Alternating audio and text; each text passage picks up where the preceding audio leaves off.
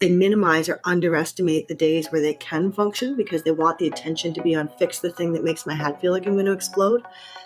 And so they get to me and I take a comprehensive headache history and I go, oh my gosh, you're actually having headaches every day. Oh yeah, but, and right again, jump to wanting to only talk about the ones where they can't handle it. And then say, no, we got to back the truck up. We've got a lot more to talk about here. How often has someone dismissed your headache pain or your migraine pain, or has tried to compare it to their own? Many of us have struggled or are struggling to get a diagnosis for whatever condition we live with. And while this episode, we talk about migraines and concussions, it's for all of us. Tim here, and thanks for tuning in to another episode of the Invisible Condition podcast, where we talk about advocacy and unusually normal things, the conditions, diseases, and illnesses we live with. We will end the stigma of invisible conditions by empowering voices, and today's voice is brought to us by Dr. Briar Sexton. Dr. Briar Sexton is a licensed and registered physician here in British Columbia, and in today's episode, we discuss the complexities of chronic migraines and concussions. Did you know that many people with chronic migraines rank their quality of life as low as those with severe strokes or daily dialysis? Yet countless struggle to get a proper diagnosis. In this episode, we explore practical strategies for managing these conditions, and we're going to empower you with the knowledge to advocate for your health. Have a listen. Well, Dr. Sexton, I am eager to get into the conversation today. But first, before we get into the conversation about migraines and concussions, thanks for joining me. I know you're busy, and so thanks for taking the time to chat with Invisible Condition about two very prominent diagnoses here in Canada and in the U.S. Well, I'm a fan of your work. And also, I think this is such an important topic that it behooves us as physicians to make time for it and to try and reach as wide an audience as we can. Because lots and lots of people who are living with chronic migraine, one of the biggest issues is they don't get diagnosed. So they're not even accessing potential treatments. Yeah, not even get diagnosed. We're going to get into that because that is, when I hear that, and I have friends who have various ailments and are struggling to get a diagnosis, and it breaks my heart. And, I'm doing some work in the self-advocacy space, and that's a broad topic and it's a hard topic, and it varies for everybody in a different way. But we're going to get into that a little bit. But let's talk about migraines. You do a lot of work with migraines, concussions, eyes, all sorts of stuff. But let's just talk about migraines. Why don't we just provide a definition and what you have seen with your patients? So I think the important thing is most people will have a sense of what a migraine is. And most people who are listening will think of it as being an acute headache that occurs episodically, that puts people on the floor in a dark room, sensitive to sound, sensitive to light, nauseated, generally thought to be only on one side of the head, and generally lasting for several hours. And that is a good definition of an acute episodic migraine, but that's only one of many, many forms of migraine. And the one that I end up treating most often is what's called chronic migraine. Chronic migraine is is characterized by having lots and lots and lots of days of headache in a month. It's not just one or two or a few days around your period, or migraine if you had an extra drink at the office Christmas party. These are people who are living with severe debilitating headaches up to daily. And these guys are really sick. They are sick enough that if you give them quality of life scales, they rank themselves as ill as somebody who's had moderate to severe stroke or somebody who has to have chronic daily dialysis for kidney failure. Wow. So I have experienced that acute migraine, and I could tell it happens every couple of years. I don't know. Maybe we could talk about why are migraines caused. It comes on, usually it's my left eye, and it goes, I lose my vision, and I know something's coming. But what causes it? Is there known causes for migraines? So migraines described as what's called a neurovascular headache. And sometimes they're just in your DNA, bad luck. Sometimes they're caused by triggers, and triggers work a few different ways. I mean, you're a smart guy. If every time you had a glass of orange juice, you got a migraine, you'd figure out not to have a glass of orange juice. But migraines can be multifactorial. So maybe you're okay to have a glass of orange juice, but not on a day when your blood sugar is really low because you haven't eaten lunch and it spikes it right up high, and that causes the migraine. Or maybe you can have a cup of coffee, but not on a day when you're hyper stressed and you didn't sleep well. So one of the first things I encourage anybody with migraines to do is to keep a diary. Because quite frankly, if you get them every couple of years, I don't think you're going to remember that you had a ham sandwich on the same day 2 years ago. It's just putting it into the phone of what happened that day, how you slept, how you were feeling, lots and lots of common food triggers. And so we talked about, trigger could be obvious, what we call kind of dose response. Trigger can be multifactorial. Things could be okay on some days, but not others. But the other kind of classic example would be somebody who's put on a new medication. And the most classic example would be birth control, because hormones are hormonal. And so somebody goes from having 2 or 3 headache days a month till 10 headache days a month. And a lot of times they don't think about being the medication because, well, it's 10 headache days a month. It's not 30 headache days a month. And I take the pill 30 days a month. So that's where the trigger acts to lower your threshold to have a headache. So you get them more easily than you did without the presence of that trigger. So when I'm giving patients triggers, things like nitrates in food and nightshades and processed food, I say you got to pull everything like that out for at least 3 weeks to see if it's playing a role in your headaches or not. 3 weeks. Yeah. As someone who lives with Crohn's disease, a food journal, and knowing it's not just food, it could be other things. Right? Absolutely. It could be stress, it could be sleep, it could be, you name it. And keeping that all in your mind of trying to remember everything is so that's really important. Jot it down. It will, and especially, I've got patients who get weekend migraines, and it's because they've changed their sleep schedule. And migraines like schedule and they like routine, and they don't like it that you've decided to sleep in until 9 o'clock instead of 7 a.m. So sometimes we get rid of their headaches by having them get up at 7 a.m., walk around for 15 minutes and then go back to bed and enjoy their lie-in. Wow, really? So it's on. Wow, I did not realize that. Lots of visual triggers. I've got patients who reliably will get migraines if they're scanning rapidly on a grocery store aisle under fluorescent lighting.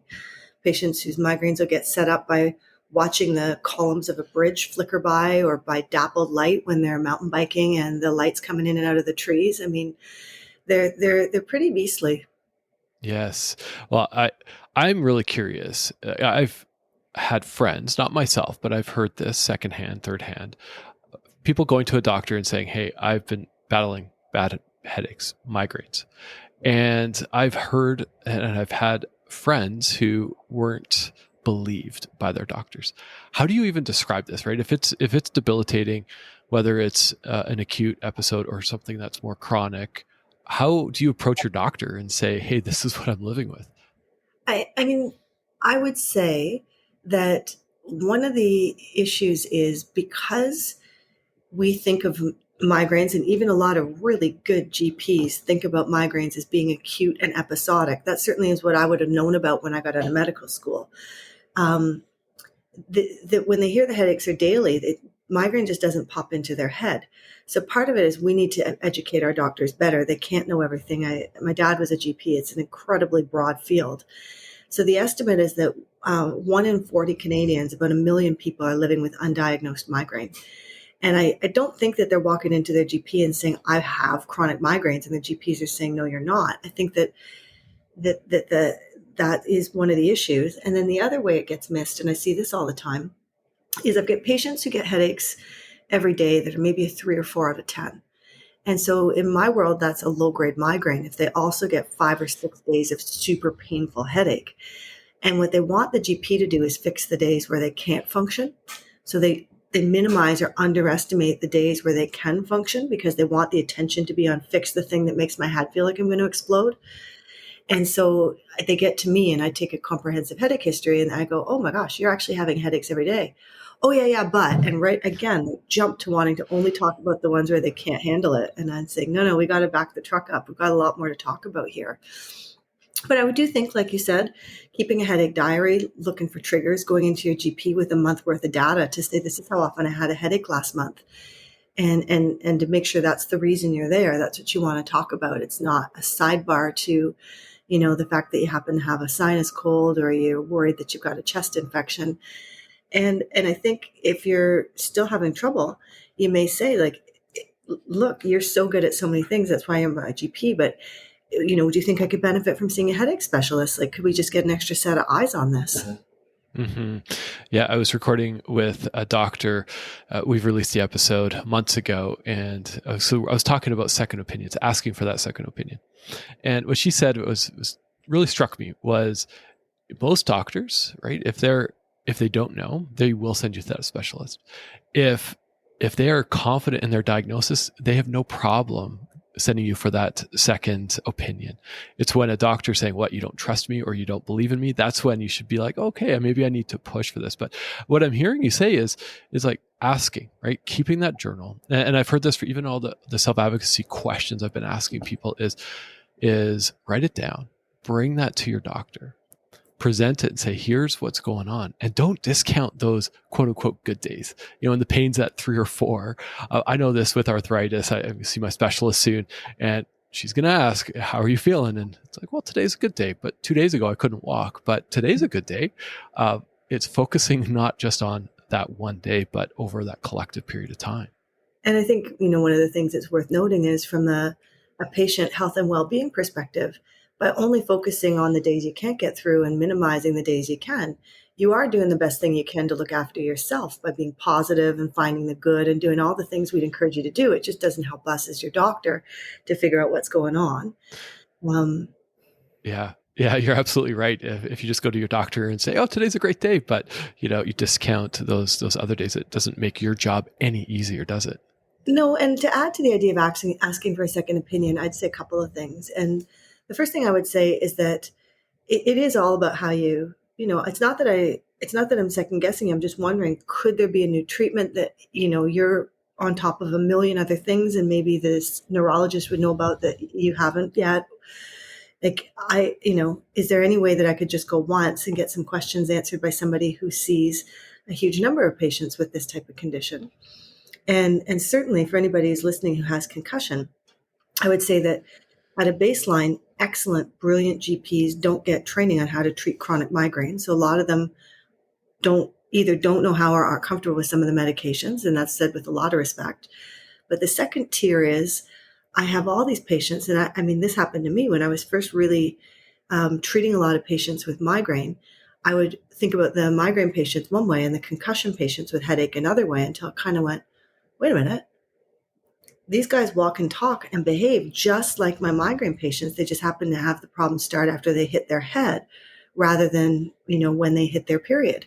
And how are these two different subtypes of patient? And there seems to be very, very few practitioners who are aggressively treating post-concussive headaches that last past the 30-day mark the way that they would treat chronic migraines, even though, as I said, they both walk like a duck and talk like a duck. Well, that's a great segue because that's concussions is something I'm fascinated about. I've never experienced. Well, I was actually thinking about this weekend. Have I experienced a concussion? And I can think of one scenario where I had a terrible accident and I'm sure I had some damage. There's something going on, but I never sought medical attention for it. Is there an overlap? As you said, there is that overlap between migraines and concussions. And how have you seen maybe a misdiagnosis or how does that overlap? How is that prevalent in the work that you do? So I would say I'm going to start with just some definitions so everybody's on the same page. Yeah, that's a good place. So the first thing is you can have chronic headaches after an accident and not have a concussion or mild traumatic brain injury. You can have something called chronic post-traumatic headaches, where the headaches are started by the accident's the cause, whether that's a sport accident, motor vehicle accident, you banged your head on a top shelf in your house. So you can have headaches without jumping to concussion or mild traumatic brain injury. But a lot of times if the presenting complaint is headache, people start to call it concussion. That's a dangerous rabbit hole for a lot of reasons. The first is when you tell people they have a concussion, then memory loss because their head is pounding becomes memory loss because they have a brain injury. Word finding difficulties because their head is pounding becomes word finding difficulties because they have a brain injury. So you can spiral somebody into thinking that they are sick for a different reason than they are. Concussion and mild traumatic brain injury is overdiagnosed, and the new diagnostic criteria for it are quite clear. And so to meet the threshold for that diagnosis, you have to have amnesia that dates back from the accident or for a period of time after the accident, a loss of consciousness, or something called an altered state of consciousness. And historically, before the new diagnostic criteria came out in May of 2023, people will go, "How did you feel after?" And you'd say, "I was dazed. I was confused. I couldn't figure out what happened." Those are all normal ways to feel after you've been rear-ended by somebody going 80 kilometers an hour. That's not a mild traumatic brain injury. If somebody came into my office and said, "I knew exactly what had happened, I was crystal clear on my thinking, and I immediately started to, track my ICBC claim in my head," or "I knew that I'd been hit by this big linebacker." I remember, it's people, even like athletes, they get hit from nowhere. They get hit from behind. They're completely confused about what happened. But an altered state of consciousness is somebody who can't follow two-step commands, who isn't oriented to day or place, who, has an acute confusion or irrational anger. I know you pretty well. If you get rear-ended, you're not the guy I think is going to get out of his car, run back and start punching the person behind them in the face through the window. If you did that, I would diagnose that as an altered state of consciousness. Now, some of my other patients, maybe not. Maybe that's just a Wednesday, right? But for you, that's clearly out of character. Yeah, interesting. So it's really that as something not just out of character, something that is when you lose that consciousness. And so you said, has concussions been overdiagnosed then, or has it been underdiagnosed? I would say that concussion is overdiagnosed, and it's often retroactively diagnosed wrong. So I'll see somebody who didn't have anything other than headaches initially, and then, they get deconditioned. The headaches are bad. They're not going to the gym, so they're not in the same shape that they were. So pain is getting worse and not getting better. And as time from the accident, when they can't go to work, lengthens, they can't return to sport, can't do the things they love with their loved ones, often that causes very legitimate depression, very legitimate anxiety. Often they become progressively stressed. Sleep becomes progressively poor. So a year and a half later, they go into a doctor's office who's busy and doesn't have a lot of time. They say, "What happened after the accident?" "I got headaches. I stopped sleeping. I lost my memory. I got, and oh, well, that sounds like a concussion to me." And often at that point, the subtle details of, did you lose consciousness? Did you lose your memory? Or did you act in a really erratic way that you can convince me you were not yourself, doesn't get captured. And until May of 2023, I could use the word concussion and not mean mild traumatic brain injury. So sometimes it was a slang term for people who had a lot of symptoms after an accident, but we didn't want to call it a mild traumatic brain injury. Well, now those terms are interchangeable. So you have to hit that threshold in order to get that medical diagnosis, which isn't to minimize people who have ringing in their ears after an accident, and blurred vision after an accident, and all sorts of other symptoms along with their headaches that often are primarily headache related. And if you treat the headache, you treat the symptoms. You don't need to call it something that it's not. Fascinating. So this just came out, this new diagnosis criteria in 2023. Mm-hmm. And I'm curious, have you had any conversations with people about, well, I've had concussions, so what is this now? Am I getting undiagnosed, or how does that even work? It's keeping in mind that concussion is one of the invisible diseases, right? It's incredibly sensitive from the perspective that the number one thing that somebody with chronic migraine or chronic concussion identifies as a fear is that people think they're making it up, or they think that they're crazy. So some of the toughest conversations that I have are introducing to somebody that there may be a component of anxiety that's contributing to their headaches, because that doesn't invalidate that the headaches are real and they're awful and they're ruining quality of life.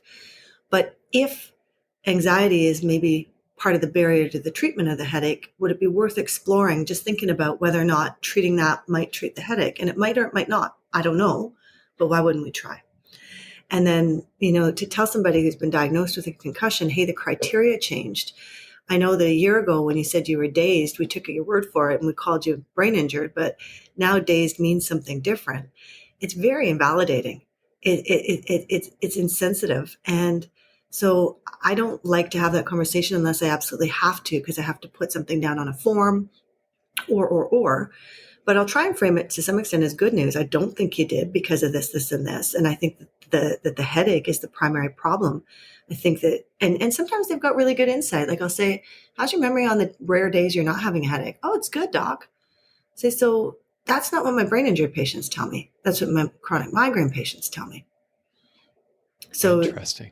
yeah. And so it's a trust issue. It's how you have the conversation. And it's 100% making sure you don't invalidate the fact that this is somebody who's in pain and having symptoms after a trauma. Well, I love that you said that you don't want to invalidate someone.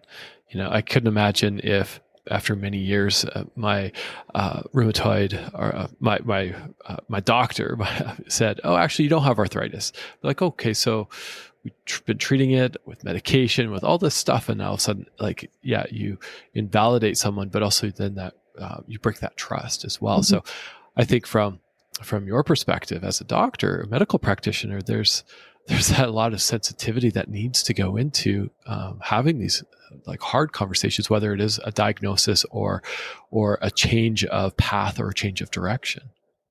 Mm-hmm. Very much so. And I think, it's something, as I said, that you can say, okay, well, they changed the diagnostic criteria, but it doesn't change what's happened for the patient for the last 3 years in any way. Yeah, it doesn't invalidate how someone is feeling. Like if somebody said, "Hey, Tim, well, this is, you don't have X, Y, or Z." Well, I still feel that way. I'm still struggling. I still have this pain. So now what is it? Let's go and explore that. Let's get to the root of that problem. And it's interesting, with that concussion diagnosis, a lot of times I will see somebody who's been very fit their entire lives. They're an athlete, they're a weightlifter, they're a runner, and the injury just knocks them out of all of that. And so they physically don't feel like themselves. They're more fatigued because they're not getting exercise, which often means they're not getting good sleep. Maybe they're not getting good sleep for other reasons. They feel like they're in a cognitive fog. They may have a little bit of depression, which is almost, I can't imagine if I woke up every day and my head was pounding and I had to give up my work, I had to give up my friends, I had to give up my activities, that even one of our most resilient individuals wouldn't have lower mood than they did before the trauma.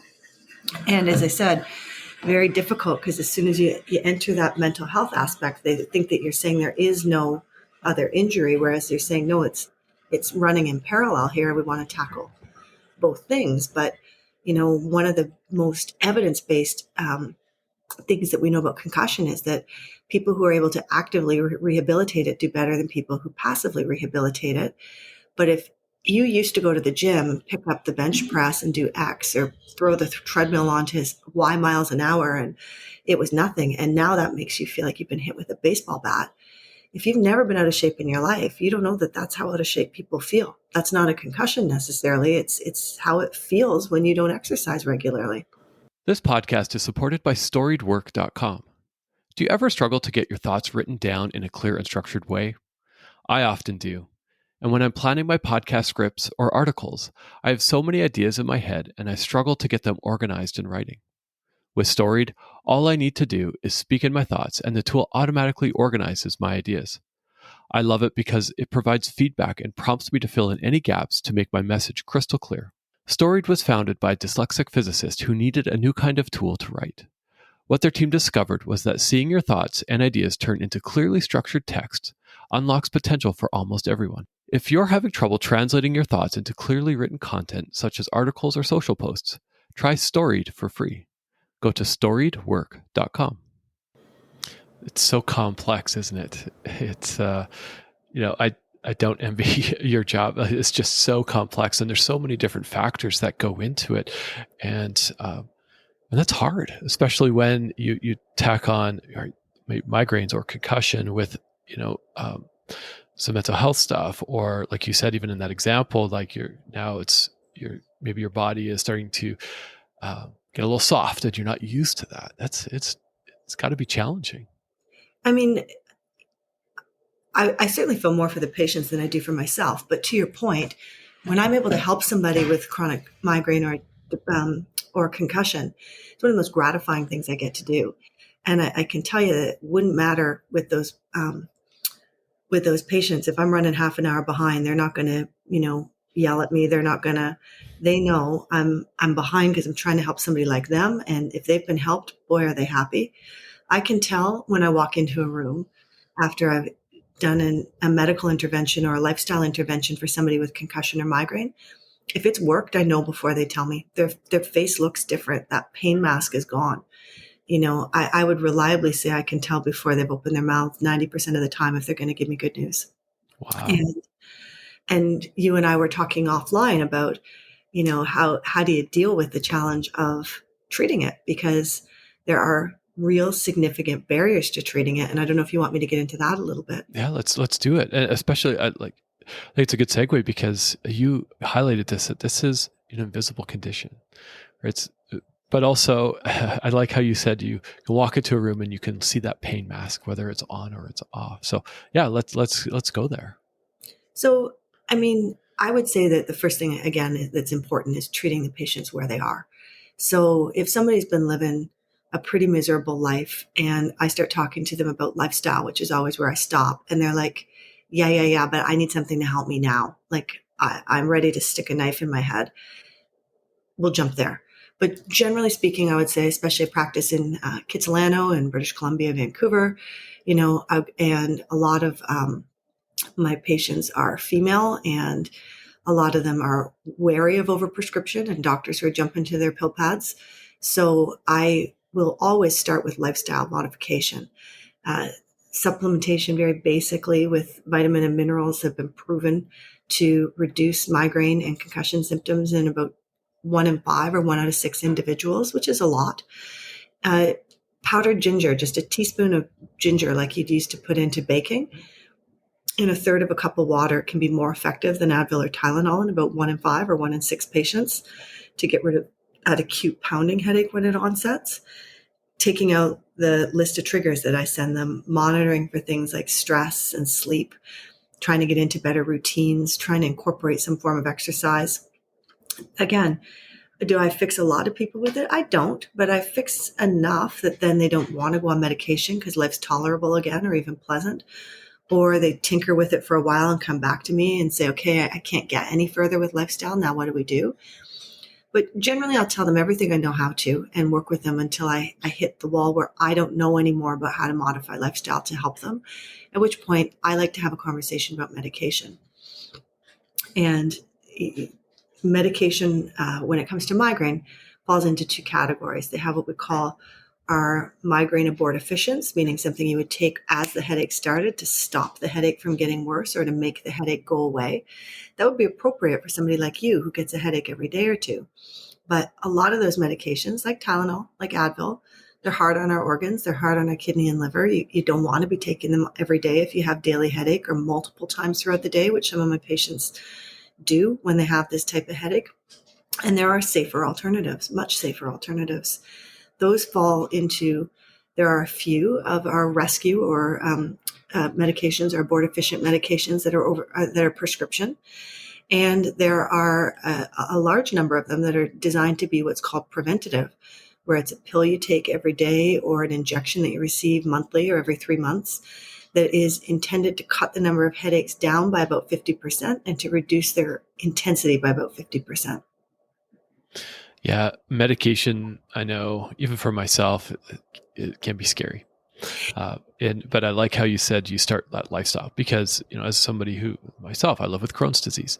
If I went to my doctor and was complaining that I'm always in flare, but I just eat fried food for, 3 meals, 6 meals a day, well, I know my doctor will say, well, we gotta look at your lifestyle first. Let's get that under control. Mm-hmm.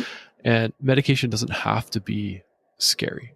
And I think, and maybe, I don't know if you'd agree with me or not, I think as a patient, it's to understand, what is that medication for? What are the risks? Like I have to, as a patient, be able to weigh those pros and cons and be able to say, make an informed decision myself, because you take that medication, you go to the internet, you search it, you Google it, whatever you do, and it could be scary, right? I'm on a medication and I do my research and it's going like, oh, I'm going to die, like 100%. That's what the medication, and then I actually get to the real sites about the medication or just some objective opinions, and it's like, okay, it's not that scary. But how do you handle that with patients? I think the first thing is to talk about the risks. And it's interesting because if you go on the internet and you type in any drug, I don't care what it is, I don't care. All of them cause blurred vision. That's the nightmare of every ophthalmologist, right? Anytime anybody started on something new, they read on somewhere that it's going to cause blurred vision. They want to check in with me. Am I safe to start it or not? And the actual fact is, when people are listing side effects, they'll often have to list anything that happened during the study, whether they thought the drug caused it or not, which is different than the true side effects of the medication. So I try and make a point of that.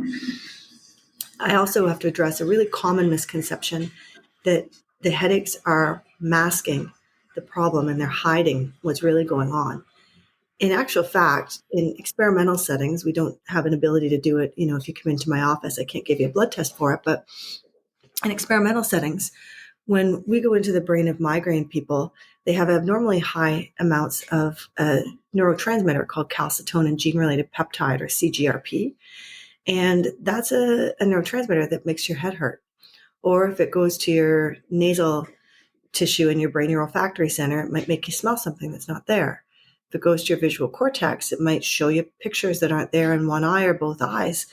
And it's all this neurotransmitter. So the drugs that we know work, some of them lower the level of that neurotransmitter. So they're actually working the same way as our dopamine agonists do for people with Parkinson's who don't have enough dopamine, for serotonin boosts from our selective serotonin reuptake inhibitors for people with depression. And so the drugs aren't hiding things. They're actually trying to heal things. So that is a big open door for a lot of people. Some of the older medications that we use that are ordinarily wander around in life as seizure medications or hypertensive medications for people with high blood pressure, I think we have less idea how they work, but migraines often viewed as a neurovascular headache. So controlling how fast the blood pressure can spike and how fast the heart rate can spike is likely naturally modulating the migraine response for some people. So I try and educate. It does take a long time. And a lot of times that's why I want to start with lifestyle, is if we don't have to have a half an hour conversation about what medications that you may go on 6 or 12 weeks from now when you're going to want me to repeat it all again, let's do it then. And sometimes we don't need to.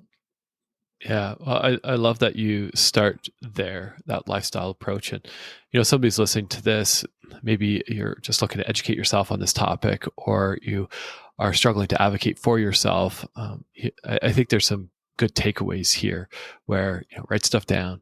But also, if your doctor maybe is just jumping straight, here's a prescription, see you later. Maybe pause and just ask, what are the side effects of this? What is this going to do? Is there somewhere else we can start? Maybe lifestyle, like what should I be looking at? Should I see a specialist? How can I see a specialist? Just even some of those quick questions, I know even for myself have been incredibly helpful and have gotten me to the care team that I have now, which is a phenomenal care team. Didn't always have a phenomenal care team, and it took a lot of time, which when you're suffering or struggling, it doesn't feel like you have time on your side. And so it takes time and to get diagnosis, to get the treatment. And so just don't give up. Well, and then the other barrier that I haven't talked about is the cost of some of these medications. And it's a real barrier. Some of them are not covered by drug plans. Some of them are not covered by provincial drug plans here in Canada. Some of them, in order to access them, you have to try older classes of medication that are less likely to work and have more side effects first. So again, back to the trust issue, I've got classic case would be somebody with concussion, and maybe they can't try some of the other medications. And I have to prescribe them something called topiramate, which I know it's nicknamed dopiramate because it clouds thinking. It makes some people feel cognitively foggy. Of course, it doesn't have that in everybody. So I've got to say to somebody who's walking around in a brain fog, all right, the only way I can get you the drug that I'd really like to try for you that I think would help you is to give you this other one for 30 to 60 days first that might make your concussion symptoms worse. You game for that? And so that trust of making sure they see what the long-term strategy is and that there is a long-term strategy is an important part.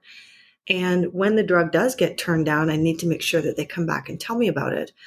And I had 2 Olympic athletes and they're under the same drug plan, and one of them gets approved for the drug and the other one doesn't for the same diagnosis. And I call the drug company and say, what the heck? And they say, well, you didn't try this. I said, yeah, because you can't use it more than 9 days a month, and she'd be using it 60 times a month and kill herself. It's not on my table. Oh, okay. Well, then we'll approve it. Thanks. No problem. Right. And oftentimes it is just a clarification like that. But the patients sometimes think no means no. And if I've prescribed them something I think is going to be approved, and I plan to see them again in 3 months, and they come back and say, so how are your headaches? So terrible. Oh, that drug didn't work. Oh, it didn't get approved. And I go, oh, how come? I don't know. All right, well, let's do our homework. Let's get to the bottom of this. And oftentimes we are able to either reverse it or put them through the steps we need to get it approved the second time that we ask for it. The thought swirling around in my brain is, I know we were talking about concussions and migraines, and I think there's just so much insight in this episode for people who are just trying to advocate for themselves, right? I've had medications not approved by drug plans, and then I think, how am I going to pay for this? This is thousands and thousands of dollars. And we're here in Canada, and we have a different healthcare system than other places in the world. But still, like, just because we have a federal health plan, it doesn't mean everything is covered. Medication I'm on now, I am grandfathered into this program because I was one of the early people in this plan. I could not afford this. I'm a solopreneur. I don't have health. I don't have my own private health care. This would have cost me over $10,000 to $20,000. I can't get an exact price every 8 weeks. How could I afford that? And so when it's not approved, again, it's, what do? We need to take that back to our doctors. We need to say, hey, what can you help me with? Is there something else that I can get approved? Or, hey, I heard that this is going to work, but now what? There's options. And what I've heard from people who are trying to advocate for themselves is, we hear no, and you hear that no a few times, and it's hard. And a friend of mine who was struggling with living with migraines for many, many years had heard no so many times. And they just were like, I'm not giving up. And got the treatment. I'm going to record with her and release that in a few months. It's going to be a fascinating conversation, because their journey of self-advocacy to get that diagnosis, to get that procedure, to get the medication, it's changed their life. And so, have you encountered, what would you say to someone who's really now at that point where, I don't know what to do? Maybe work doesn't believe them. Maybe they're struggling to get that treatment. What advice, or what would you offer that person who is struggling in the context of maybe the work that you do in migraines and concussions? I mean, I think one of the things that is helpful is, of course, making sure the patient knows you believe them. And one of the things I'll say often is, I'm going to start giving out green wristbands, like those yellow Livestrong ones, so people can see that you're really sick. And I've endorsed the fact that there is a serious illness there. And then if there's a treatment reluctance specifically, I try and tackle it head on. And oftentimes I think it's them thinking about what the medication might do for them and their body, which is incredibly valid.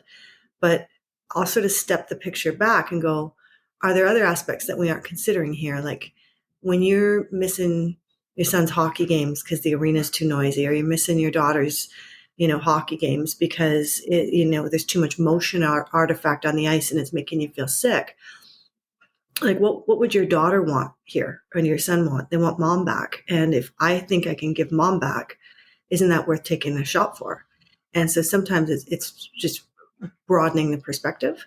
Sometimes it's addressing the fear. Botox is an on-label treatment for migraine in Canada since 2011, and I treat a number of patients with it.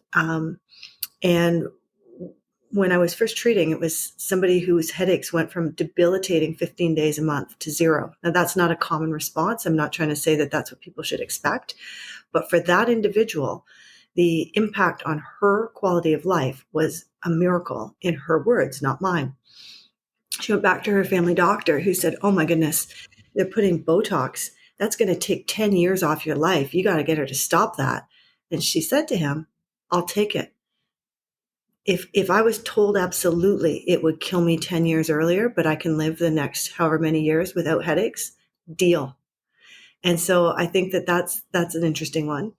And in terms of advocacy, when you talk about patient support programs, I was giving a talk for a group of concussion specialists, and they were really taken aback by the prices of some of the medications.